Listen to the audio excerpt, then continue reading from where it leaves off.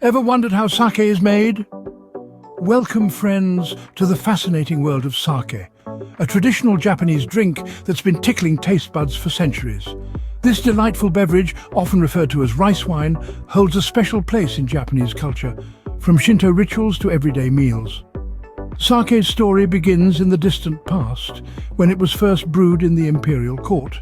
Fast forward to today, and it's enjoyed worldwide with a growing appreciation for its unique flavor profile and brewing artistry. At its core, sake is a simple symphony of three humble ingredients: rice, water, and koji mold. Sounds simple, right? But don't be fooled. The magic lies in the transformation, turning these basic elements into a drink that's nothing short of divine. And the best part? You can create this magic at home.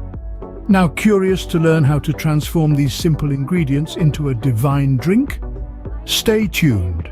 First and foremost, understand that patience and precision are key in brewing sake. Now let's talk shop. Ingredients are the soul of your sake. Top quality rice, pristine water, and the unsung hero koji mold are your golden trio. Start by washing your rice, but not like you're washing off a day's grime. This is a gentle rinse, a caress if you will. Soak it next, but not like a tea bag in hot water. Think more of a leisurely bath, time to soften and prepare for what's ahead. Then comes the steaming. Not a sauna, mind you, but a gentle steam to retain the rice's integrity. Oh, and remember our unsung hero, koji mold, the magic maker that converts rice starch into sugar. It's sprinkled onto the steamed rice and voila, you've got your sake's backbone ready. Now that we have our steamed rice and koji ready, we move on to the next intriguing step: fermentation.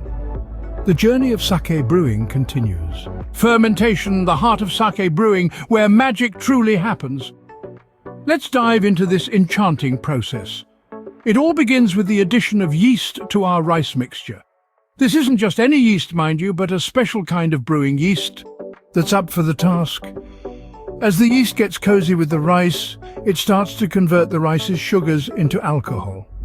It's a bit like a microscopic party, with the yeast as the life of the party, turning sugar into the toast of the town: alcohol. Now here comes the tricky part. This party needs to be kept under control. Too hot and your yeast could get too rowdy, too cold and it might fall asleep. The key is maintaining a steady temperature, striking that perfect balance where the yeast can work its magic at a steady, controlled pace. With fermentation complete, we're getting closer to the finish line. Now brace yourselves for the final stages. Now, on to the final stages. Let's press and filter our sake to perfection. In the world of sake brewing, pressing and filtering are the unsung heroes.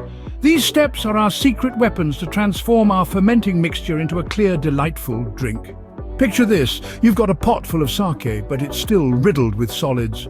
Not quite the smooth, silky sake we're after, is it? No worries! That's where pressing and filtering come into play. Pressing, or jozo, as the cool kids in Japan call it, removes the solids from the liquid.